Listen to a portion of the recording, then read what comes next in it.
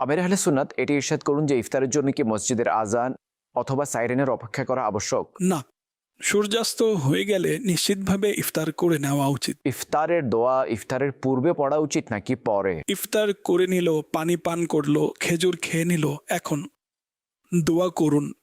পরবর্তীতে যা খাবার নামাজের পর খেয়ে নিন। দোয়ার সময় হচ্ছে ইফতার করার সাথে সাথেই।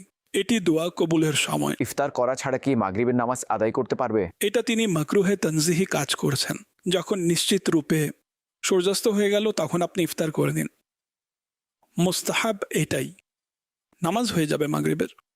কারো প্রদানকৃত খাদ্য দ্বারা ইফতার করার ফলে রোজাদারের নিজের সওয়াব কি কমে যায়? কোনো ঘাটতি হয় না, বরং অন্যের খাদ্য দ্বারা ইফতার এই নিয়তে করে যে সেও সওয়াব পাবে। আল্লাহ চাইলে এর জন্য সওয়াব পাবে যে ভাই আমার কাছে নিজের খেজুর আছে এবং তিনিও খেজুর দিলেন, তার মন খুশি করার নিয়তে গ্রহণ করুন এবং ইফতার করুন। সে অন্তরে খুশি হবে যে আমিও সওয়াব পেলাম।